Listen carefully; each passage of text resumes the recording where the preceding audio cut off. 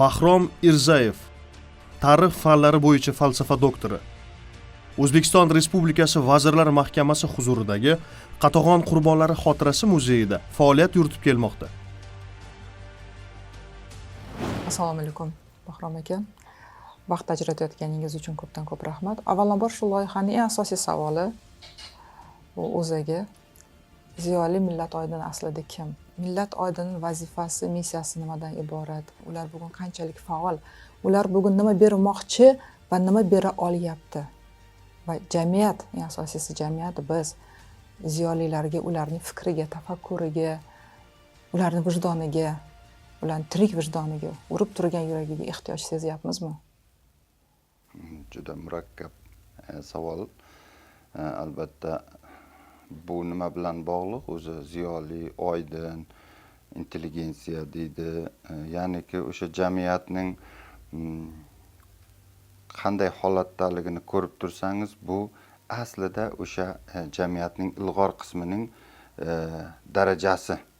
Ya'ni bugun biz qanday jamiyatda yashayotgan bo'lsak, o'sha ziyolilarimizning, chunki ular g'oya yaratadi va o'sha g'oya, demak, bu choynakning qopqog'i mos bo'ladi deydi. Biz ziyoli deb o'sha ardoqlab alohida ajratib ko'rsatadigan toifa o'sha choynakning qopqog'i, ya'ni o'sha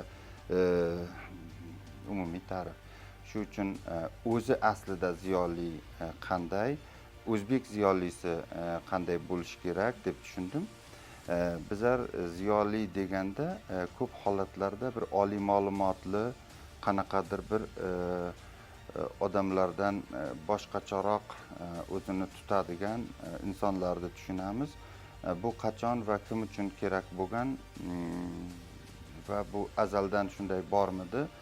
Bu farqli. Masalan, Sovet davrida, masalan, biz asosan o'shani davomida yashaymiz. Sovet davrida Sovet ziyolisi bir qiyofasini shakllantirgan, u albatta keng xalq ommasiga o'sha mavjud hukmron siyosatni yuritishga xizmat qilgan. Shuning uchun bugun ziyolining demak qo'yilgan talablar har xil. Masalan, hukumat ko'p holatlarda ziyolidan demak amalga oshirilayotgan islohotlarni yetkazib bera olmayotganligi uchun nolayotgan bo'lishi mumkin. Xalq, sen ziyolisan-ku, demak sen bizni ilg'orimizsan-ku, nega shu adolatsizlikka tek qarab turibsan yoki bo'lmasa nega vazifangni bajarmayapsan? Biz seni ziyoli deb o'ylaymiz-ku deb o'ziga talab qilayotgan bo'lishi mumkin. Yosh avlod bo'ladigan bo'lsa, demak, qanaqa demak jamiyatning eng ilg'or qismisizlarki, demak biz tushungan narsani tushunmayapsizlar yoki bo'lmasa o'sha hozirgi IT deymiz yoki dunyo taraqqiyotidan, masalan, ko'p holatlarda katta avlod demak eng kamida begonasirab qarashini ham qabul qila olmayotgan bo'lishi mumkin. Demak, ziyoliga biz qo'ygan talabning o'zi zamon o'zgartirib yuboryapti. Aksar aytdim, o'sha ziyoli qatlam hattoki shunday bo'lganki, masalan, millati, ijtimoiy kelib chiqishi, boshqa shartlar bilan universitetlarda o'qiyotgan talabalarni shunday shakllantirgan va u albatta darajalar olishi, masalan, professor bo'lishi, kandidat bo'lishi, akademik bo'lishi uning mavjud davlatga sadoqati va o'sha siyosatning bir qismi sifatida ko'rilgan. Natijada demak Sovet ziyolisi Sovet hukmron siyosatining bir qismi. Bugungi kunda ham ba'zi o'sha qolip bilan o'ylaydigan insonlar o'zlarini o'sha talab asosida tutishga harakat qiladi. Bu xalqning katta qismining ularga nisbatan hurmati emas, aksincha nafratiga sabab bo'lib qolishi mumkin. Endi aslida ziyoli kim desangiz, bu bir hadis bor. Olimlar deydi, ulamolar deydi, juda katta ehtirom ko'rsatiladi. Eng oxirgi payg'ambar o'zlari bo'lgandan keyin Rasuli akramning mendan keyingi demak payg'ambarlar qatoridadir. Ular jamiyatga yo'lchi yulduzlarday adashib ketishi mumkin bo'lgan holatlarda to'g'ri yo'lga boshlaydigan, haq va nohaq o'rtasida kesadigan, masalan, ko'pchilik o'sha zamonlarda ham omma, ko'pchilik xaloyiq hissiyotga beriluvchi bo'lgan, shunday paytda bir aql bilan yechim topib, hukumat bilan yoki bo'lmasa o'sha hukmron qism bilan demak xalqning o'rtasida bir bog'lovchi vazifani bajaradigan ikkita tomonning ham ehtiromiga, hurmatiga loyiq odamlar va eng qizig'i ularning qarori ko'p holatlarda to'g'ri bo'ladigan insonlar, ya'ni ularning haqiqat uchun kurashib, adolat uchun o'zlarini mas'ul hisoblaydigan odamlar. Tabiiyki bu savolni demak oliy ma'lumotli yoki bo'lmasa qaysidir ma'nodagi hammaga bu vazifa bo'lmaydi. Demak, ziyoli deganda bizni nazarimizda o'zbek ziyolisi, masalan, Yevropada ham intelligensiyaga qo'yilgan talab bor. Bu o'zining ozgina egoizmi bilan o'zini kechiriladi jamiyat tomonidan-da. Masalan, ulardagi ma'lum bir erkaliklar, o'sha svetskiy jizm deydimi, bir narsa o'zining bahosi bor. Meni nazarimda o'zbeklarda bu narsa yoki sharqda bu narsa andisha bilan, kamtarlik bilan, o'sha katta daryo sokin oqadi deydi. Qancha u yuksak bo'lsa, shuncha o'zini hokisor tutadigan bo'lsa, bu bizning ziyoliga bobolarimiz tomonidan qo'yilgan belgi. Bizni ziyolilarimiz azaldan bobolarimiz shunday bo'lishgan. Elning ichida ko'proq yurishgan. Masalan, podshoning yoki bo'lmasa hokimiyatning oldidan ko'ra o'zini demak elga yaqin tutishi olimning yoki ziyolining asosiy bir sifati sifatida qaralgan. Va o'ylaymanki, bugungi kunda ham nazarimda jamiyatimizga oson emas. Ya'ni aytdik yuqorida g'oya yaratuvchi, ya'ni ma'naviy bir jamiyatdagi bir ijtimoiy muvozanatni ta'minlaydigan, odamlarga bir taskin beradigan bir taklif hayot tarzini taklif etadigan bir insonlar sifatida va ular demak dunyoni tushuntirishi, o'tib ketish mumkin bo'lgan dunyoning asl insonning hayotining mohiyatini anglatib turish kerak. Bu shohga ham, gadoga ham bir paytda o'sha taskinga muhtoj va unga qaniydi shu zamon demak ziyolisi shu savollarga javob bersa. Masalan, biz o'rta asrlarda yashamayapmiz. Bizlarda jamiyatda bugun savol bor. Ertaga nima bo'ladi? Nima qilamiz? Ertaga qanday? Bu savolga masalan bundan 5 asr, 6 asrga donolarimiz, dohiylarimizning javobi bo'lmasligi mumkin. O'sha hadis ham borki, har 100 yilda Xudo taolo bir mujtahidni jo'natadi. Ular o'sha zamonlarning o'zgarishlarini, o'sha texnik taraqqiyotlarni demak moslab beradi shariatga, o'sha demak deydi va u odamlarda tushunish bilan qabul qilinadi. Bugun demak, bugunning ziyolisi albatta mutaassib emas. Bugunning ziyolisi albatta juda bir radikal ham emas. Xalqni anglagan holatda, uni o'sha mavjud sharoitini anglagan holatda unga baho berib, bugun men aytmayman g'arb madaniyatining ilg'or yutuqlarini deb.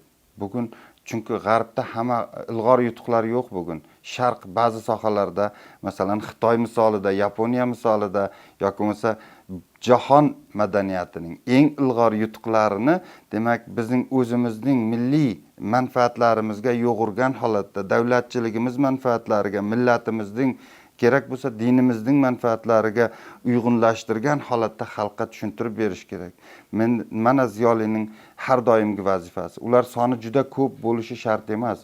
Ular sifati juda yaxshi bo'lishi kerak va ularning so'zi har joyda eshitilishi kerak.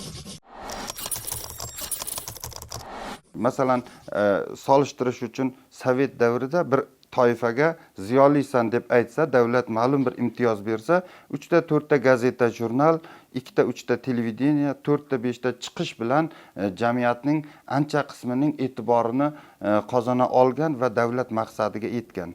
Bugun demak 100 minglab o'sha texnik imkoniyatlar, Telegramlar, YouTube'lar, boshqalar bor holatda demak bunaqa vazifa bilan ma'lum bir odamlarga demak bu yuklatib demak o'zining manfaatiga yetishaman deb o'ylash demak haqiqatan ham o'rta asrcha tafakkurda. Bugungi kunda demak shunday bir demak zamonki hamma o'zi istagan kontentni qabul qiladi. Bugun biz ziyolini jamiyatni boshiga emas, aksincha jamiyatni ziyolini tushuntiradigan qilib tarbiyalashga majburmiz. Ya'niki o'sha yengil yelpi hayot umuman dunyo taklif qilayotgan yoki o'sha reelslarmi, TikToklarmi taklif qilayotgan o'sha murakkab fikrlarni tasavvur qilishni qiyin qabul qiladigan jamiyatga demak bu umumiy bir fojia. Uni millati yo'q ularning. U toifalarning millati yo'q. U toifalar har qanday jamiyatda juda ko'p va demak ular ko'payadigan bo'lsa faqat iste'molchilik rivojlanadi. Ya'niki endi vazifasi, ziyolilarning vazifasi o'shanaqa toifani ko'payishiga yo'l qo'ymaslik.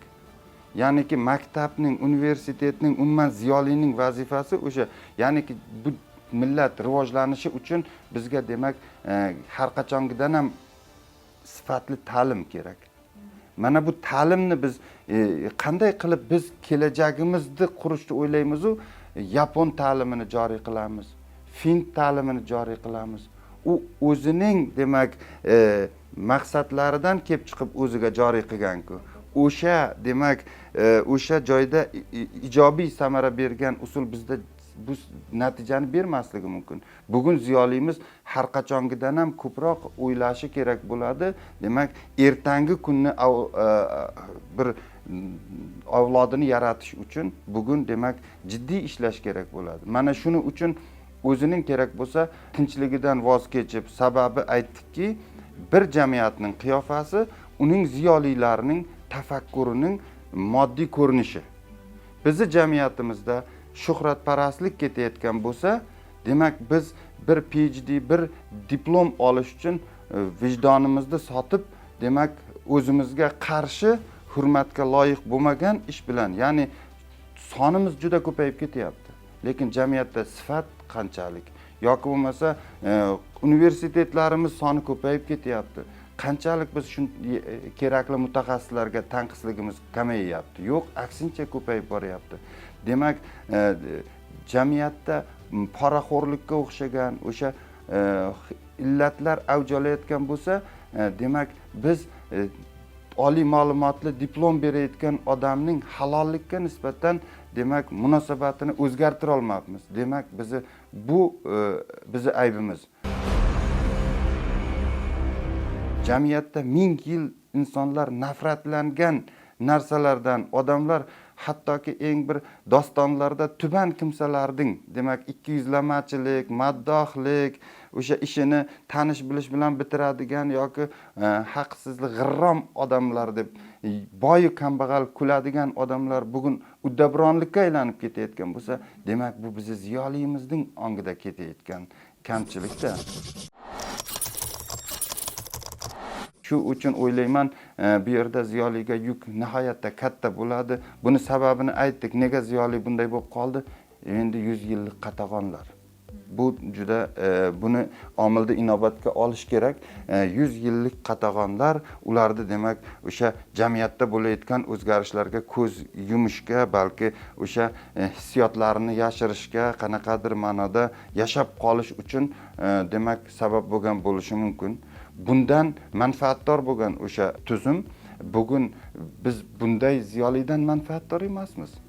Biz demak bunday ziyolini demak ko'paytirishdan manfaatdor emasmiz. Biz jamiyatga tezroq ta'sir etish uchun albatta ichida o'sha biz orzu qilgan ziyolilarni tezroq yetkazish uchun demak ularga xuddi Yaponiya aytganday bitta ishni qilish mumkin. Bitta usulda o'rganish mumkin. Aslida bu bizda bor edi, ya'niki o'sha muallimga vazirning mavqeini yoki bo'lmasa topshirish. Bu azaldan shunday. Biz bobolarimiz haligacha ham ziyoliga nisbatan xalqimizda ozgina ehtirom bo'lgan bo'lsa, bu ziyolilarning uning ishonchini oqlagani uchun emas, qadriyat bo'lganligi uchun. Bizda shu mullo bir olim odamlar har doim demak ular asrlar davomida xalqning e'tiqodiga qarshi ish qilmaganligi uchun, ishonchini oqlaganligi uchun shunday. Bugungi kunda demak ularga nisbatan ishonchsizlik paydo bo'lgan bo'lsa, masalan, Qo'rqmada o'qidim. Bir professorning obrazini, sovet professorining obrazini, shu professor bugun yo'qmi? Yoki bo'lmasa, demak bu bir tomondan ziyolini obro'sizlantiradi, lekin yozuvchi qayerdan topsin? unga misol ko'proqda hayotda. Yoki bo'lmasa bugun kinolarimiz deymiz, o'ynayotgan artistlarimizni tutayotgan obrazlarini hayotda bachkana, bu bilan katta millat yaratib qayerdan topsin ular? O'sha rolni qoyillatib o'ynaydi. Chunki o'zi shu rolda yurgan bo'lishi mumkin.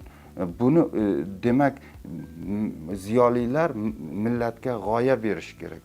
Bu g'oya demak davlatni kundan kunga mustahkamlab, ulg'ayayotgan avlodni o'ziga ishonchini mustahkamlab, u dunyoning qaysi burchagida bo'lsa ham o'zining tarixi, o'zining kimligini yaxshi bilgan bo'lsa, u tiz cho'kmaydi. O'lishi mumkin, lekin mardona, xuddi jadid bobolarga o'xshab. Bizga ziyoli qiyofasini kim yaratib berdi? Behbudiy yaratib berdi. O'zining hayoti bilan, Abdulla Qodiriy o'zining asarlari bilan, o'zini o'sha nima haqsizlik yo'lda bosh ketsa, xiq demaydigan yigitman degan gapi bilan bizga cho'lpon yaratib berdi. O'zini she'rlari bilan bizga fitrat yaratib berdi. O'sha ijodi bilan, asarlari bilan. Demak, bizda ziyoli qanday bo'lish kerak degan demak zamonaviy ziyoli qanday bo'lish kerak degan o'lcham bor. Faqat buni jonlantirishimiz, buni ziyoli deganda o'sha 38-yilda otib tashlangan odamlar deb tushunmaslik kerakda. Bugun oramizda bor bo'lgan va ularning orzusidagi odamlar bo'lish kerak. Ular o'zini demak jamiyatni bir ilgariga surish mumkin. Hamma masalaning orqasida qabul qilingan qonunlar, balandparvoz demak yig'ilishlar, qarorlar bo'laveradi, lekin haqiqiy ma'nodagi ziyolilarning jamiyatga ta'siri bu juda ham natijali bo'ladi. Temuriylar davridan, tarixdan olmoqchimanda, umuman bizlar bir kuchli millatni orzu qilgan demak turk qavmi 1000 yildan beri masalan shu yerda nimada ko'rinadi? O'sha sunnat to'ydan boshlab uni maydonga chiqarib, chunki kurash nafaqat o'sha jismoniy baquvvatlik, balki raqibingni ko'ziga qarab odatda sinaysan, raqibingni ko'zini ham ko'rmay turib, badan harakatidan demak keyingi harakatini his qilib, unga qarshi uchinchi bir o'yni o'ylab topish yoki qilichbozlik yoki ko'pkari bu narsa bilan kuchli xalqni yaratgan. Endi ojiz odamni boshqarish juda oson. Ojiz odam endi o'zini sog'lig'idan qo'rqadi, bir qanaqadir do'qdan qo'rqadi. Tasavvur qiling, butun millatni kuchli qilib qo'ygan. Hattoki qizlarga demak ularga ham jismoniy mashq beryapti, ko'p hunar o'rgatyapti. Demak o'sha podshoning qizini sigir sog'ishda demak musobaqada yutib chiqayotganligi demak hammaga qo'yilgan yagona.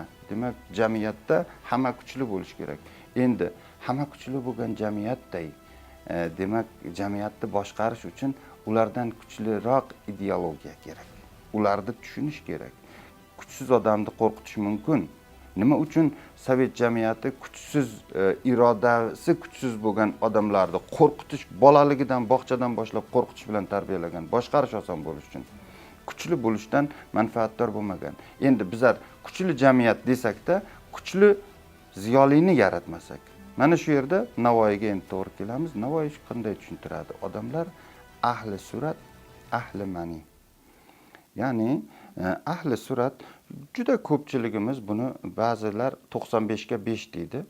Ya'ni 95% odamlar shu bir narsa yaxshi desa, masalan, falonchi to'yda falonchini olib kelibdi. 95% odam, "Ey Xudo, menga ham shu imkoniyatni ber, shuni olib kelay. Shunaqa uy quribdi, menga ham imkoniyatni ber. Shunaqa hajga borib kelibdi. Hajga borib kelgandan keyin tuyada yuribdi." O'ylab ko'rmaydi uni oqibatini. Nega shu qilgan joyda men qilmayman? Nega? Ya'niki bu uning tabiatidan. Navoiy uni uchun uni nima ayblamaydi. Tasavvur qilyapsizmi? Buni bo'lsa shunday tushunib qo'yadi-da, ikkinchi kuchni kimga qaratish kerak? 5% ga. Ya'ni birinchi ko'rsatayotgan odam shu ishni qilmaydigan nimalarni ushlab turish kerak. Ya'niki uni o'rniga o'sha kitobxonlik, masalan, insonning, to'g'rimi? Halollik, to'g'rilik, kamtarlik, masalan, juda ham davlatmand odam, juda saxiy odam. tasavvur qiling. Masalan, payg'ambarimizda shunday misol qiladiki, faqirum faxrum. Faqirligim faxrimdir. Vaholanki so'rasam, vodiy oltin berardi. Nega buncha bizlar hayotimizda yashagan uyimiz, mingan mashinamiz, demak, ko'targan telefonimiz, yosh bolalar jonini garovga qo'yib bitta telefon olish uchun nimalashib ketyapti-ku. Demak, biz o'sha ahli suratlarga ziyoli degan narsani berib qo'ydik. Bizga demak o'sha avtoritet qilib deymizmi, ko'rsatayotgan odamlarimiz, demak bu juda katta mafkurani davlat ishonadigan odamlar emas. Bu fojia bu. Yaqinda bir hurmatli olimimiz aytibdi, eng dahshatli odamlar bular ahmoq chollar deb. Qaysidir ma'noda bunda men shu narsani tushundim. Ya'niki haqiqatdan ham ayb kimda? Shunda unga mikrofon berganda. Ya'niki davlatning yoki bo'lmasa jamiyatni boshqaradigan ma'naviyatning vazifasi kimga mikrofon berish, kimga so'z aytish huquqini berish. Yortovoyga emas-da. Yortovoyga o'sha Alpomish dostonida aytilgan-ku. Ya'niki shunday bir to'laboylarga berish kerak va mana shu narsani boshqarish kerak. Jamiyatning aksar qismi unga ketyapti. 1000 yildan beri shunday. Uni siz o'zgartira olmaysiz. Siz asosiy nuqtani boyagi odamni ko'rsatib boring, u odamning obro'siga tekizmang. Dog' tushirmasin. Hattoki Chingizxon demak Darxon huquqini berardi. Ya'niki 10 marta joni saqlab, 9 marta jonini saqlab, u 6 marta xato qiladi. Chiqib Chingizxon bilan to'g'ri joni bor-ku uning. Labzida turadigan odam majlislarda, Amir Temurning majlislarida ishtirok etganlar aytadi. Demak, hatto baqirib, chaqirib Amir o'g'illari necha marta qilich ko'tarib chiqdi, o'tir dedi. Ya'niki shunday odamlarning hatto Taftazoniyni aytadi, bir sizni buyrug'ingizni buzdi desa, Taftazoniy katta olim dedi. Yoki bo'lmasa o'sha Ulug'bekning xotirasi bor. Bom tizzasida o'tiruvdim, demak uchib ketdim. Bom hayoliga ham keltirgani yo'q, unga hurmat ko'rsatdi. Ya'niki bu Ulug'bekka umrbod dars. Ulug'bekni olim qildi shu xato. Ya'niki sohib Qur'on agar bir olimga e'tibor ko'rsatsa, sohib Qur'on bugun hammamizga ham dars berdi. Bitta Ulug'bekka emas, o'sha Said Barakani pastidami? Mana bizda demak ziyoliga ko'rsatadigan ziyolining kerakli joyi.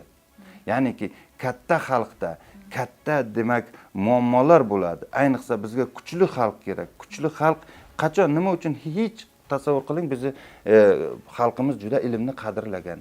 Lekin ikkinchi bir odamni ham qadrlagan, polvonni qadrlagan. Vaholanki polvonlar, tanigan polvonlaringizni ayting, qaysi kitob o'qigan?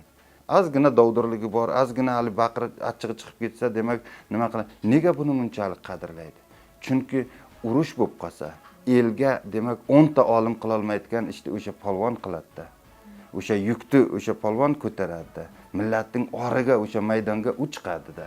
Shuning uchun uni ardoqlagan, uni kechirgan.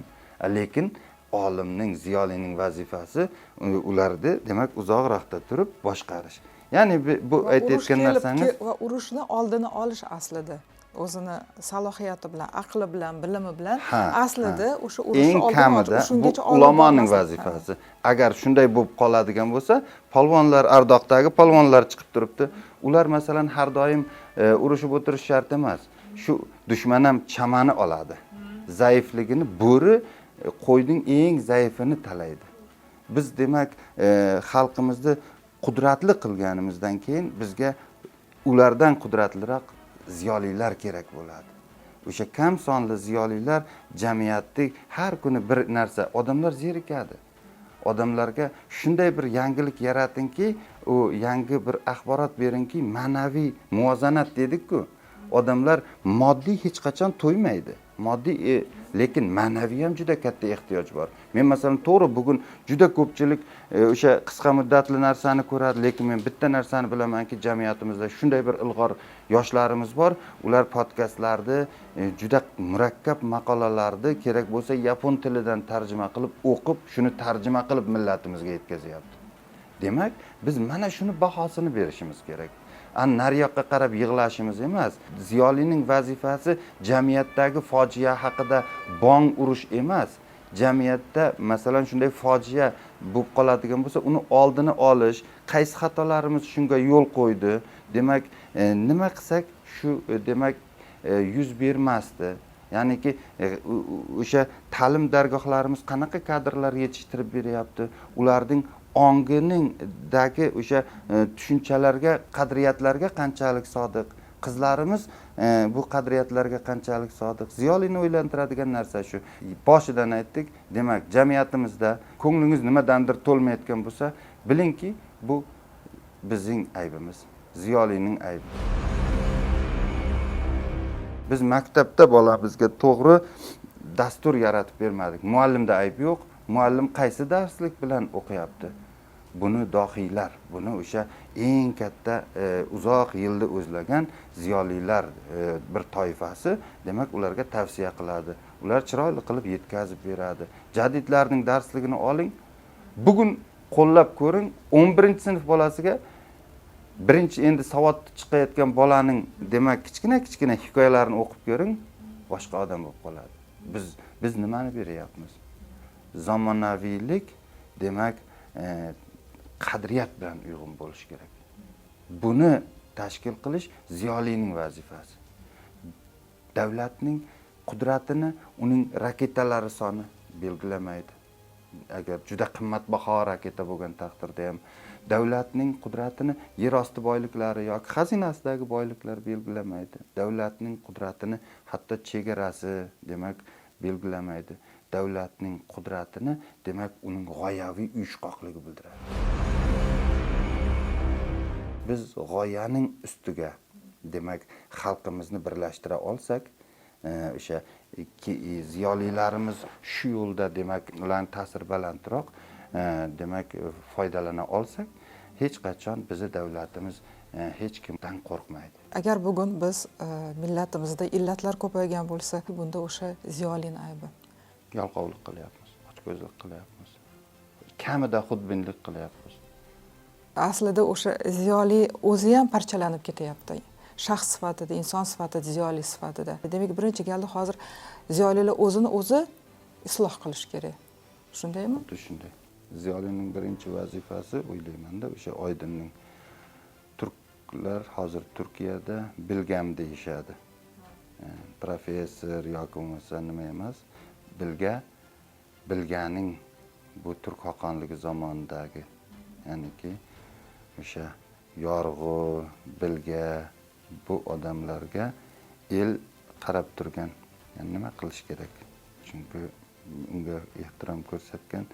Bugungi kunda u yolg'on gapirishi mumkin emas. Haqiqatga ko'z burishi mumkin emas. Ijtimoiy illatlar haqida bong urmasligi mumkin emas. Afsuski, bularni bugun demak aytadigan kishi shunday munosib demak nom bilan o'zi nom uchun kurashadigan kishi jamiyat tomonidan juda yaxshi qarshi olinmasligi mumkin. Hech bir zamonda unday bo'lmagan. Endi bu nima bilan bog'liq? Buni qanday o'sha hukmron qadriyatga, ya'ni ustqurmaga tushuntiramiz desangiz, u ham ziyolining vazifasida. O'shanda siz haqiqatan qudratni his qilgingiz keladimi? Demak, sizga shunday o'sha xalq kerak. Sizga shunday ziyoli kerak. Siz o'sha bilan zamondosh bo'lasiz. Husayn Bayqaroda bir hasad bo'lmadimikin? Oldida Navoiyning soyasida qolib ketayotgandek bo'lmadimikin? Juda ko'p bo'lgan. Lekin ular birgalikda yaratdi-ku. Bir-birini demak to'ldirdi-ku. Bugun bizni demak jamiyatimizda agar ziyolilarni shunday ahvolda, mustar ahvolda saqlasak, o'sha ustqurmaning o'zi mustarligini isbotlaydi-da. Siz shunday qo'yib beringki, buni ziyoli tushuntirish kerak. Nega tushuntirmaydi? Ko'ryapsizmi? Demak, agar biz jamiyatda o'sha muxolif fikrlar, muxolif demak qanaqadir qudratlarni tashkil qilmaydigan bo'lsak, demak xuddi insonga o'xshatadigan bo'lsak, bir haligi oitis degan yomon kasallik bor. Shunaqada oddiy bir shamol qulatib qo'yishi mumkin. Jamiyatda o'sha kuchli odamlar, nimaga biz siyosiy darslarni qo'ymaymiz? Sovet davrida yo'q edi, chunki kerak emasdi. Kommunistik partiya Bizlarda masalan jamiyatimizning siyosiy tafakkuri past bo'lgan holatda bizlar dunyodagi demokratik davlatlar bilan bahslasha olamizmi? Bu kim imtihondan yiqiladi? O'shani pastligida saqlab turmoqchi bo'lganlar. Va bizni qanday dunyodagi ilg'orlik haqida o'ylaymiz? Buni ziyolilar tushuntirish kerak-da. Davlat har doim ushlab turgisi keladi-da. Davlat o'zingiz ham oilada imkon qadar demak obro'yingiz baland bo'lishi keladi. Aqlingiz yetmagandan keyin qo'l bilan, keyin qarg'ish bilan, keyin demak undan ham tuban yo'llar bilan oilangizni ushlab qolishga harakat qilasiz.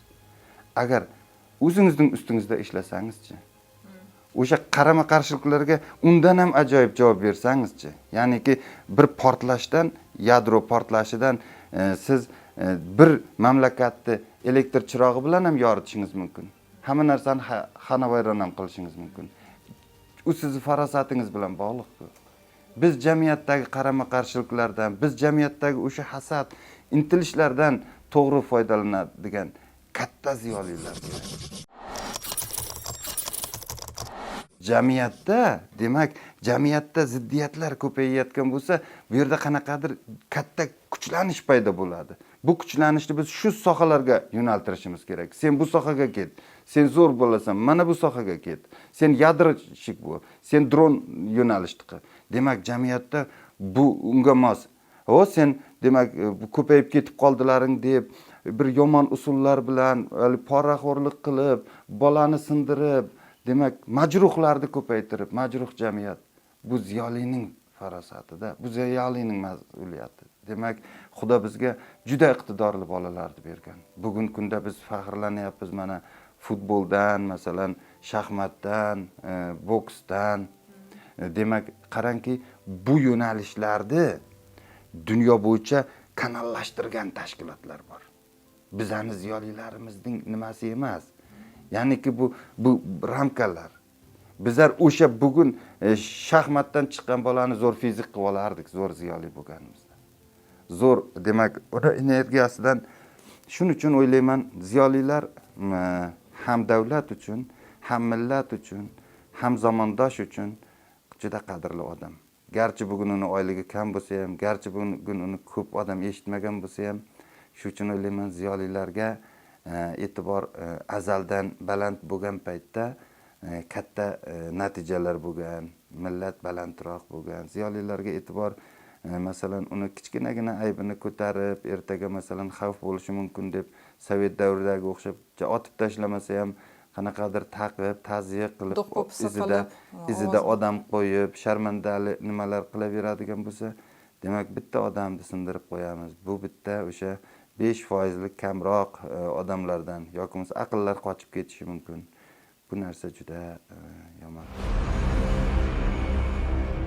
Haqiqat so'zi yangray boshlagan zahoti boyagi illatlar, boyagi qo'shtirnoq ichidagi qadriyatlar bir kun ham yashay olmaydi. Ya'niki biz haqiqatni aytmaymiz. Masalan, o'sha birinchi doktorlik dissertatsiyamni qilish, tugatish shu jarayonida o'zim so'z berganmanki, ikkinchi marta bu ko'chaga kirmayman. Sababi odamlarning o'zingcha hurmat qilib, o'zingcha maqolalarini o'qigan odamlaringning qiyofalari va ularning demak talab yoki o'zini odamlar oldida tutishlari shuda men ko'rmagan devorning nariyog'ida bo'laversin. Shu demak haqiqatdan ham bu juda bachkana va odamning vijdonini qiynaydigan va bu o'ylayman yaqinda bo'lib o'tdi o'sha vaqt bilan bog'liq qanaqadir yozishmalar, bu juda sharmandali narsa. Nima deb oqlagan taqdirda ham ilmday bir muqaddas sohani bunaqa demak manfaat yo'liga, vaholanki ikkovi bir-biriga juda zid narsalar, ikkovini uyg'unlashtirishi, ya'ni hech qachon har sohaga bozor iqtisodiyotini joriy qilish mumkin, lekin ilmga emas. Bu ancha balandroqda, ilm demak bir ancha pokroq. U yerda shunday qo'yib qo'ysak, demak iqtisodiyot o'zi rivojlanib, ilmga o'zi moliyalashtiraveradi, chunki unga kadrlar kerak-ku shu sohalarda. Lekin ilmning boshida turgan odamlarni, demak nimaga u iqtisodga qo'yib qo'yadigan bo'lsak, u yerda ilm tugab qoladi. Biz o'ylayotgan, biz umid qilayotgan ziyolilar, demak biz gapirayotgan ziyolilar, bular kam sonli, ularning ichida hattoki hech qanday ilmiy darajasi bo'lmasligi mumkin. Payg'ambarimizni ziyoli emas deb bo'ladimi? U demak o'qi deb 40 yoshida demak shundan so'zni boshlagan bo'lsa, ya'niki biz ko'pincha jamiyatda o'sha ma'lum bir unvonlarga erishgan, ma'lum bir ilmiy darajalari olgan odamlardan nimadir talab qilib, bir yig'ilishlar bo'ladigan bo'lsa, ularning fikrini olishga qanday oldi va qanday yashadi va qanday kimlarni yetishtirib chiqardi. Men shu bilan nima qilamizda, qanaqa mahsulotlar berdi. Demak, ana shunga qarab, demak, unga masalan juda sohasini juda ustasi bo'lishi mumkin, ixtirochisi bo'lishi mumkin, lekin unga ziyolining yukini bera olmaymiz. U zo'r ixtirochida, zo'r mohir demak haydovchi, lekin biz aytayotgan narsa ziyoli jamiyatning keyingi demak tafakkurini belgilash kerak-ku, ma'naviy bir tortuvchi generatori-ku. Demak, u ko'p pomidor ishlab chiqarsa demak emas, u umuman odamlar bu ko'rinmaydi. Bu albatta ko'rinmaydi. Bu qayerda ko'rinadi? Yomon narsalarda ko'rinadi. Ziyolining yaxshi ishlari ko'rinmaydi. Haqiqatan ham jamiyatda yomon narsa bo'ldimi, ha demak ziyolining aybi. Aslida shundayda, aslida. Qayerda biz xato qildik? Ta'limda demak mehnat ta'limi darsini kam qo'ydik. Ya'ni ularda mehnat malakasi bo'lmagandan keyin majbur bo'ladi, ko'chadan masalan kelinchak ko'chadan Sofiya sotib olib kelib berib nima qilishga-da, o'zini qo'ldan kelmayapti. Chunki biz shunday yetishtirishimiz kerak edi-ku. Yigit masalan shu narsalarni o'zi yasashi mumkin edi. 10 yil maktabda o'qidi. Biz shu darsni qo'ya olmadik. Nega u kasalmand? Biz jismoniy tarbiya darsini qo'ya olmadik. Nega u musiqani tushunmaydi? Nega u qoloq? Nega u badjahl? Demak biz o'sha nafis san'atlarni bermadik. Masalan, universitet darslarimizda uning nega siyosiy tafakkuri bilan biz qiziqmaymiz? Nega befarq u? Demak, bugun o'zbek jamiyatida qanday demak voqealar ketyapti? Keyingi kimlar bilan to'qnashishimiz mumkin? Demak, universitet talabasi ertaga ota, ertaga ona, u qanday jamiyatda demak oila qurib, qanday jamiyatda farzandlarini katta qiladi? Bizning suv ahvolimiz qanday? Ekologik kelajakda nima bo'ladi? Nega daraxt kesilishiga befarq qarab tura olyapti? Turmasligining sababi nimaga kerak? Yoki bo'lmasa o'sha tog'larimizdagi ahvol, suvlar, bu narsani biz universitetda bermasak, bu narsani demak biz joriylamasak, biz bu narsani keyin katta bir lavozimga chiqqandan keyin voy shu ishni qilib qo'yibdi, pora olib qo'yibdi, yoki bo'lmasa birovni uribdi, birovni so'kibdi, birovni tahqirlabdi, katta bir hokim o'qituvchini shapaloqlab urib yuribdi. U hokim bo'lmasdan oldin maktabimizda edi-ku, nega odam qilmadik? Universitetda edi-ku, nega shuni mana bu narsa qilish kerak emas demadik? O'zimizning oramizda edi-ku, shu jamiyatda ichida, shu jamiyatda mahsuli-ku. Birovimizning ukamiz, birovimizning akamiz-ku. Demak, shu jamiyatda mahsuli axir. Ziyoli degani mana jamiyatdagi mana shu narsalarning o'sha nafis chizgisini chizib beradigan odamlar. Va bu narsa buni uchun velosipedni qayta kashf qilish kerak emas. Buning uchun bor yo'g'i bundan 100 yilga oldingi dohiylarimizning demak har sohadagi ishlarini joriylashimiz kerak bo'ldi. Ular o'sha Andalusni yozgan paytda, ular o'sha hozir andozalar bor. Andoza 100%. Hamma narsa turibdi. To'liq hamma narsa bor. Faqat ko'zimizni ochishimiz kerak. Shu pedagogiyani joriy qilishimiz kerak. G'arb madaniyati, g'arb deymizda, ularda bizdan sekinroq ketdi ekan. Qizlarimiz sal ertaroq yetiladi, yigitlarimiz tezroq zerikadigan bo'lib qoladi. Quyosh bilan bog'liq. Demak, natijada u andazadan o'zimizning iqlimimizga moslab, azaldan ota bobolarimiz shuni narsani joriy qilsak bo'ldi. Hamma ushlaydigan narsalar ham, qulf ham, kalt ham qo'limizda turibdi. Bizlar boshqa joylardan chopib yuribmiz. Buning uchun bir dono, bir ziyoliga ehtiyojimiz bor. Bu toifani biz demak ko'tarayotganimizning sababi shu. Shuncha qatag'ondan keyin hali ham biz millatimizdan norozi bo'lishimiz kerak emas. Dunyoda birorta millatda shunday genotsid, shunday tozalash ketganda edi. Tasavvur qiling, 160 kishini oqladik. O'sha paytda oila a'zolari, ayollari, bolalari bilan hisoblaganda, demak, taxminan bir 500 kishi 100 yilda 3 danasini avlodini topdik. Ular ham bobolarimiz haqida eshitganmiz, shunday deyishgan. Faqat familiyasinigina saqlab qolgan. Nega otilganini bilmaydi. Shu millatdan hozir juda katta narsani talab qilib bo'lmaydi. Yashab qoldik. Eng asosiysi. Endi uni ustida ishlash kerak. Ya'niki 100 yil orqaga ketdik, o'zimizdan o'z yulduz uxlarmadik. 100 yil biz o'sha paxta ishigacha qatag'onning ichida yashadik. 100 yil tahqirlandik. 100 yil qullikda bo'lgan, 100 yil qoziqning atrofidagi fil. Buning shu atrofda yurganining o'zi bizi baxtimiz. Yo'q bo'lib ketishi mumkin edi. Bugun bolalarimiz shunday chiqyapti, demak, haqiqatdan ham Xudo genlarining ichida saqlagan ekan. Ko'zimizni ochib, ayni paytda, demak, bor mavjud nimalardan hozir to'g'ri yo'l qilinyapti, lekin Behbudiyning katta haykali yo'q. Munavvar qorining katta maydoni yo'q. Cho'lponning vaholanki ular arziydi. Hozir qo'ysak, hozir bolalarimiz o'ziga kelib qoladi. Rasmda bir Abdulla Cho'lpon deb nima qilsak, endi o'zimizda ahvolimiz deyapti. Inson qo'rqoq bo'lishi mumkin, jur'atsiz bo'lishi mumkin, lekin bilim olish, o'qish, o'rganish, tafakkurini boyitish, qalbini tozalash, badiiy adabiyot o'qish bariga o'zida qo'lida-ku. O'zini ixtiyorida-ku bu narsa. Abdulla Cho'lpon chiqqani millatimizni asl ahvolini ko'rsatib qo'ydi. Bu masalan millatimiz deysiz. Millatimizning aybi nima? Ziyolilarimizning deng, ziyolilarimizning. Uni millat olib kelib yozgani yo'q Abdulla Cho'lpon deb.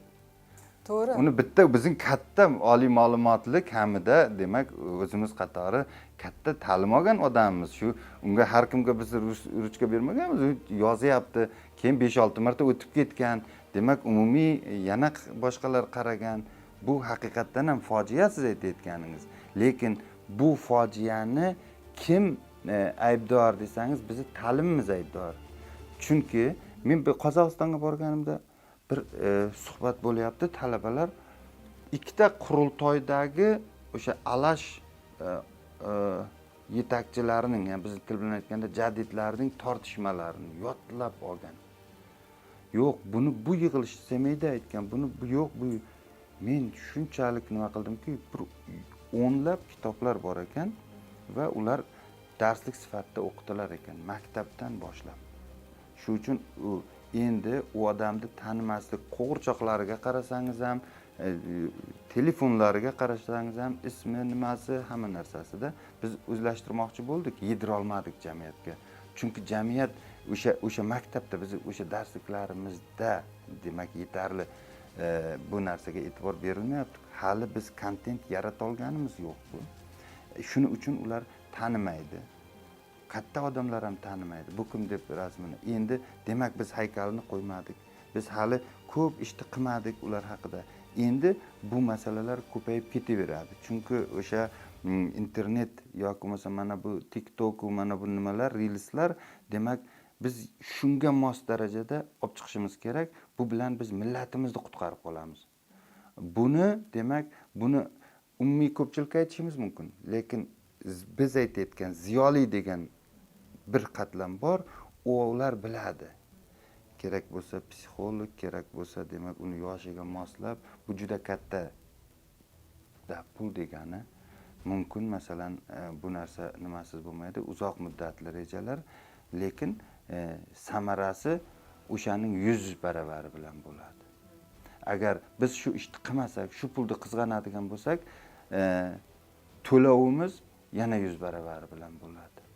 Shu uchun hozir ham agar ma'lum ma'noda dunyoda iste'molchi bir nima deydi, sotib oluvchi mamlakatga bizda eksportdan ko'ra import ko'p bo'layotgan bo'lsa, shuncha xalqimiz bo'lib turib, demak, bu biz ziyoli emasmiz. Qachon o'sha sharafli ziyolilarni bahosini berib, ularni, demak, millatni boshiga qo'yamiz, o'sha soatda ahvolimiz o'zgaradi. Lekin bitta narsani o'ylash kerak. Xudo bu aziz qilganda bandasi xor qila olmas deydi. Sovet shuncha qatag'oni boshqasi bugun ta'limimizni ham juda qoyillatib qo'ymagan bo'lsak ham dunyodagi eng zo'r universitetlarda o'qib eng yaxshi nimalarda ordenini ko'tarib millat sharafini ko'tarib turgan yigit qizlarimiz bor. Shu uchun demak ularni universitetlarga taklif etib, ularni demak agar davlatga og'irlik qilsa xususiy ta'lim bilan va bizlarda o'sha bizlar maktab ta'limini birinchi o'sha bolaga kimligini o'rgatib qo'ysak bo'ldi, qolganini o'zi olib ketadi. Bugun o'ylayman biz juda kichkina millat emasmiz dunyoda. Hech bo'lmasa sonimiz bilan 60 millionlik yaqin kelajakda turklardan o'tib birinchi raqamli bo'lib ketish ehtimolimiz ham bor tug'ilishning evaziga. Demak, o'zbek millatimiz.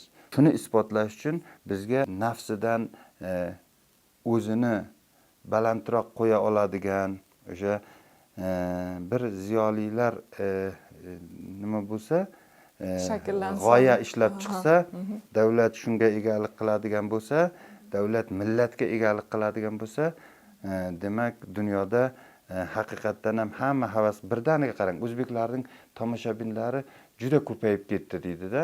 Hamma uni atrofida maqsad kaptog emas. Chunki bu juda katta, uzoq, katta tarix bor. Haqiqiy o'zbekona milliy ta'lim yaratilishiga bizga nima xalal beryapti? Vaholanki mana andoza turibdi. Ma'rifatparvar bobolarimiz shu narsani boshlab qo'ygan. Shunday bo'ldiki, 50 talab bola 20-yillarda Moskvada o'qitildi, birontasi o'qishga ruxsat berilmadi. Vaholanki bir kolxoz yoki bo'lmasa bir komsomoldan demak o'ziga sadoqatli bir kimsani olib borib professor qilib o'zlari yoqlatib olib kelib boshimizga qo'ydi. Ya'ni millatni rivojlantirmaslik formulasi. Ta'lim bu juda dohiy odamlarning nazoratida bo'lishi kerak-da. Bizga ta'limga qanday qaratyapmiz? Bir yiliga 54 trillion davlatning byudjeti sarflanadigan soha.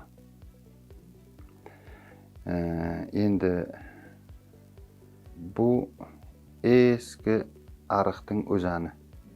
Ya'ni bir paytlar GUS bor edi. Gosударственный учёный совет Otajon Hoshimlar ishlagan. U paytda juda qattiq o'sha jadidchilik yutuqlarini sovet ta'lim bilan moslashtirmoqchi bo'lgan. Keyin yo'q, to'xta degan. Bizga bunaqa kadr kerak emas. Bizlarga demak o'zimiz istagan.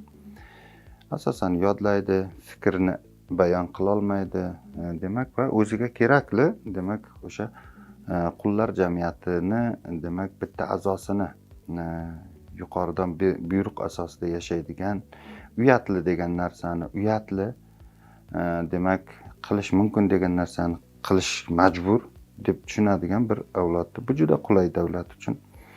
Endi masalan oddiy bir narsani olaylik-da. Kecha bir ustozimiz nima qildi? Men dedi, tushunmadi. Meni qaynatam 22-yil tug'ilgan ekan. Meni demak O'qay, Majid O'qay 1904 ekan, bo'lishi mumkin emas. Ya'ni o'sha sovet ta'limi bugungi kunda shunday bir avlod shakllantirdiki, o'zimizcha dunyoga ramka chizib olganmiz-da. Bu bo'lishi mumkin emas deymiz. Agar 100 yilga oldingi bobomiz ko'rsa, nima bo'lishi mumkin emas qizim deydi. Nega senga kim bu ahvolga soldi deydi. Ya'niki bizlar o'ylayotgan dunyo, masalan, Amir Temur davrida ham yo'q edi. Amir Temur davrida ham, hattoki asri saodatda ham ayolning huquqi, ayol istagan narsa erkakning, qiz bolaning, yigitning bizlar uchun hamma narsa uyat va bo'lishi mumkin emas. Tasavvur qilyapsizmi? Bugungi muammolarimizning hayotimizdagi o'sha xurofotlarning, bid'atlarning o'rni aksari kommunist sovetlardan kelyapti. Va ziddiyatlarda bu ta'lim rivojlantiryapti va o'sha manqurtroqlashtirilgan ta'lim tizimi. Endi bugungi kunda bundan voz kechib ketish juda ham oson, davlatga juda ham oson. Shuning uchun bemalol qaysi ta'lim tizimini olib kel, qil shu narsani deyapti. Shuncha pul beryapmiz, samara yo'q. Xo'p, buni ishlab chiqish kerak-ku. Bugungi muammolarimizning demak aksari o'sha sovet kolonial, postkolonial muammolar bilan bog'liq. Va bu narsa Hindistonda ham Afrika mamlakatlarida ham umuman o'sha sobiq mustamlaka mamlakatlarda bo'lgan, ancha uzoq davom etgan, qanchalik to'g'rilik bilan buni kesamiz, dekolonial tafakkurni jamiyatga joriy qilamiz. Masalan, Ukrainada bu narsa bizdan kuchliroq nimaniki to'qnashuvni keltirib chiqardi. Belorussiya Yevropaga yaqinligi uchunmi yoki aholisining kamligi uchunmi, hatto Gruziyada ham demak muvaffaqiyatli amalga oshirdi. Gruziyani o'ziga xos biz tan olishimiz kerak. Faqat bitta narsa, bugungi ta'lim tizimi bilan Gruziya qanchalik yashay oladi? Ya'ni to'liq ingliz, Amerika maktablarini shunday olib kelib joriy qilib qo'ydi. Bugun Gruziyani shaharlariga borsangiz, masalan, juda ham ochiq madaniyatlar uchun. Masalan, turk biznesi u yerda, Yevropa biznesi, Xitoy biznesi, ertangi o'sha gruzin avlodi qoladimi? Biz ikkita narsani o'ylashimiz kerak. Bugun dunyoga o'sha Indoneziyaga o'xshagan yoki Singapurga o'xshagan dunyodagi eng yaxshi darsliklarni tarjima qilib odamlarga yedirib yuborsak bolalarimizga, keyin u bola kim bo'ladi? Yuzi ismi o'zbek, yuzi o'zbek, lekin miyasida qanchalik bor? Masala shuni ustida. Masalan, dunyoga biz kadr tayyorlab beramiz. Faqat yana oliy ma'lumotli qullarnimi? Unda o'zlik masalasi, kimlik masalasi qanday bo'ladi? Demak, bu murakkabroq masala ekan. Buning uchun o'sha hozirgi vazirliklarda turganlar yoki hukumatda buni jiddiy masala. Endi bu ishni o'zimiz qilamiz desa, endi xato qiladi. Endi buni demak ancha katta bir komissiya, yetakchi albatta o'zi bo'ladi, lekin juda katta bir ilmiy jamoa, juda katta bir ziyolilar, o'sha ziyolilar uchun keyingi 100 yillik balki ularga haykal qo'yib, balki ularga tahsin aytadi yoki bo'lmasa boyagi maxluq ishlab chiqaradigan maktabni davom ettirib, demak men o'ylayman, bugun kimdir otuvga hukm qilinayotgan bo'lsa yoki otuvga hukm qilinayotgan jinoyatni sodir etgan bo'lsa, albatta uni ota-onasi bilan, demak uni o'qituvchisi ham, uni mahalladoshi ham, bugun jamiyatda o'zbek bir joyda uyaltirayotgan bo'lsa, hech u uyaltirayotgani yo'q. Biz uyaltiryapmiz. Biz xudbinligimiz, loqaydligimiz, demak tarbiyaga, ta'limga nisbatan e'tiborsizligimiz uchun hammamiz sherikmiz. Bugun millatimizning qiyofasiga. Shu uchun o'ylayman, bu juda bir milliy masala, bu juda bir katta masala. Bu Turonda ertaga bizning mavqeyimizni ta'minlaydi. Shuning uchun bobolar izidan deymiz, boshqa deymiz. Albatta men ishonaman, shunday ziyolilar bor va xususiy ta'limdan qo'rqmaslik kerak. Sovet davridagi qo'rquvli, mana bu narsa qilmaslik kerak, mana bu narsa qilmaslik kerak, aynan shu narsalarni qilish kerak. Payg'ambarimizda bir qiziq hadis borda, nima qilayotgan bo'lsa, shuning teskarisini qilinglar deydi. Ya'niki o'sha qilmaslik kerak bo'lgan narsani qilmasangiz, o'sha qullik uzoqroq davom etadi. Tasavvur qilyapsizmi? Bu aynan teskariga ketish kerak, keyin baribir bir adashib nima qilinadi. Hozir kungacha balki shunaqa tushishimizning o'zi shu suhbatlarga sabab bo'layotgandir va o'ylayman, xususiy ta'limga juda katta e'tibor berilayotganligi. Masalan, tepada muammo juda ko'pda. Biz o'ylaganimizdek, biza hammamiz shundaymizki, bitta bizlar to'g'rimizda, bitta biza ko'rib turibmizda, ular ko'rmayapti, ular e'tibor teparoqda juda ko'p muammo bo'lgani uchun, juda ko'p ish qilinayotgan bo'lgan taqdirda ham xabarimiz yo'qligi uchun bizlarda shunday tasavvur bo'ladi. Men ba'zi bir universitetlarda, ba'zi bir xususiy endi raqobat bilan rivojlanadi-da, raqobat keltiradi. Shuning uchun qilinmayapti demayman. Yana ham buni mas'uliyatini orttirib, shu sohaga kattaroq e'tibor berilsa degan nazarda aytayapman.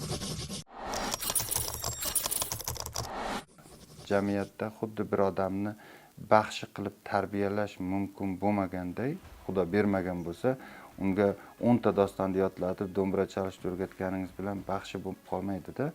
Har qanday, hattoki quruvchi ham, hattoki rassom ham o'sha ilhomni olmaydigan bo'lsa, demak u o'sha ichidan dam olmaydigan bo'lsa, demak bu kamolotga yeta olmaydi o'zining sohasida.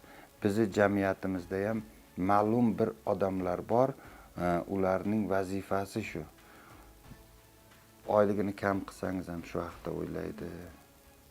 Bosim, siquv ostida ham u jamiyatning aytdim-ku, unga ko'p holatlarda unaqalarga diplom ham bermaydi, unaqalarga vazifa ham bermaydi. Lekin o'tirib olib bir bahona bilan shuni gaplashadi. Bu uzoq Surxondaryoning tog'ida ham, bu demak o'zi asfalt to'g'irlovchi odam, lekin u shu narsani kuzatadi, eshitadi. Ayollarimiz da bor. Chunki bu millatning qonida bor bo'lgan narsa. Uni shu narsa ruhlantirib, o'zi ishlari dabdala, qarzi to'lib yotibdi. Bugun O'zbekiston yutmadi-da deb turin yig'lab o'tirgan demak odamlarimiz bor. Bu odamlar o'sha biz ishonch bildiriladigan ziyolilar. Shularning ichida olimlari, ziyolilari bo'ladigan bo'lsa, shular jamiyatni demak haqiqatdan ham yaxshi bo'lishini istaydigan odam. Ziyolilar degan bir alohida masalan ular shunaqa universitetni bitirib shunaqa bo'lmaydi. Ularning ichida oddiy 90 ga kirgan chollari bo'ladi. Poyezdlarda kerak bo'lsa yo'l mashinalari bilan kelib boyagidek biz klublarni tashkil qilishimiz kerak. Oynaga o'xshagan minbarlarni, Fikratga o'xshagan minbarlarni, demak qanaqadir gazetalardagi xatlarni tashkil qilish elektron shaklda. Mana shu orqali biz fikrlarni to'plashimiz kerak. Strategiya institutlari va o'sha insonlarga demak ding ichida o'sha pedagogika bilan shug'ullanadiganlarga, hattoki oddiy xalq folklor bilan shug'ullanadiganlarga ularning to'qnashuvini tashkil qilishimiz kerak. Sovet davlati shunga yo'l qo'ymaslik uchun yozuvchilar uyushmasi, tarix instituti, din instituti, rassomlar soyuzi, maqsad fikrlar to'qnashmasin. Rassomsan, rassom bilan yur. Keyin erkak ayol o'rtasidagi nimani ham pardani ham nihoyatda og'ir qilishdan maqsad o'sha jamiyatda bir juda boshqa bir nima borda fikrlar masalan orzular bir xil bo'lish kerak. Nega?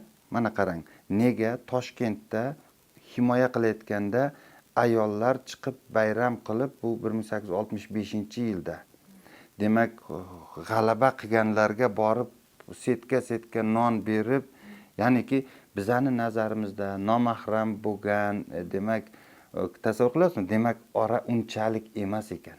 Bizlar o'ylaganimizchalik emas ekan. Agar shunday bo'lganda edi, u qahramonni yetishtirmasdi. Bizlarga o'xshagan bir avlodni yetishtiradi. Biz hozir tarbiyalayapmiz-ku, Sovet davrida ham boshqa bir o'zining hozir dahshatli zamonga kelyapmiz-da, shuning uchun hatto o'g'il bolalarimiz o'g'illar bolaga o'xshamayapti degan ko'payib ketyapti shunaqalar degan e'tiroz bo'lyaptiki, demak biz juda katta fojiani oldidamiz. Qolganimiz g'arbdan qochib sharqqa kirib ketyapmiz. Yana o'zligimiz yo'q-da. Biz unda yutqazamiz. Biz unda Hind Koreys bo'lib ketib qoladigan bo'lsa, yo'q, bu yerda bu juda katta narsa. Ya'ni mana shu ildizni topish uchun demak boyagi klublarni tashkil qilish kerak, akademiyalarni tashkil qilish. Ana o'sha akademiyalar tavsiya qiladi. Biz demak ta'limda davlat monopoliyasi hech qachon bo'lmagan. Faqat bunday yangi kelgan xon, bizda an'ana shunday bo'lgan. Masalan, Amir Olimxon taxtga chiqqan birinchi yili o'ziga qabr qazdirgan va elning oldida mana meni qabrim deb e'lon qilgan va uni madrasa ochtirgan va imkon bo'lsa o'zi borib ta'lim bergan, ya'ni o'zi kadr. Va boshqa bobolari yoki boshqalarning ham o'zining, ya'ni har kuni uni xazinadan pul berib turmagan, uni uchun joy ajratgan. Madrasaning bosh mudarrisi o'sha joydan olgan daromadiga yoki bir ikkita do'kon ajratgan, do'kondan qarab demak moliyalashtirgan.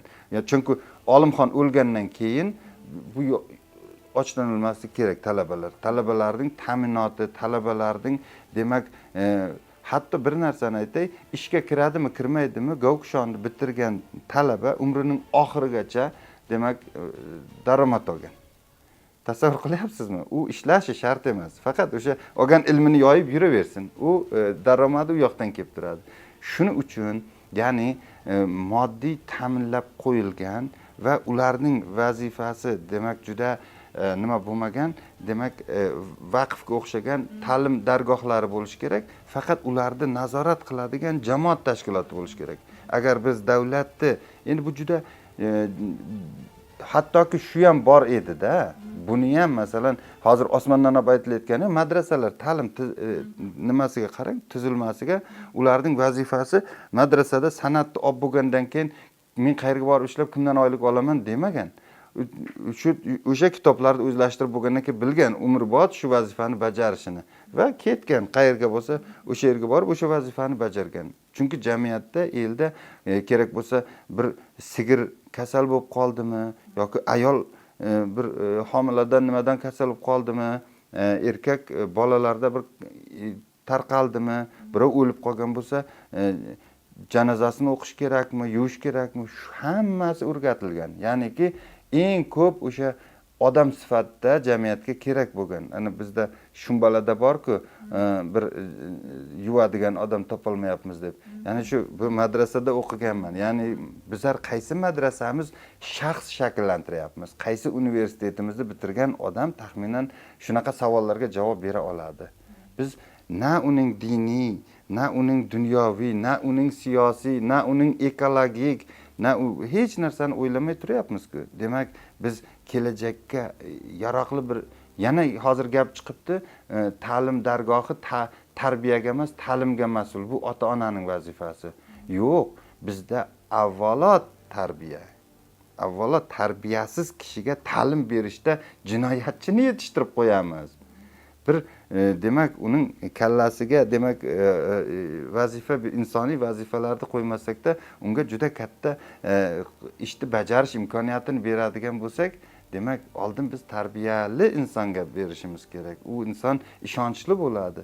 Millatdosh sifatida ham demak har qanday aliga birga jangga boradigan. Men o'ylaymanki, ziyolilar bizning jamiyatimizda boshida ham aytdik, har doim qadrlangan deb bizim momolarimiz, bobolarimiz ularga ishongan, tayangan, qadrlagan. Bugungi kunda ham o'sha davomidan ziyolilarga katta ehtirom bor. Shuning uchun hech bir ona bo'lmasa kerakki, bolam oliy ta'lim olmasin deydigan, tug'ilgandan ota-onalar orzu qiladi. O'qishini, bu imkoniyatdan bolalar to'g'ri foydalanishi kerak va endi ikkinchi narsaki, shu narsani, shu yukni olgan insonlar shunga munosib bo'lsinlar.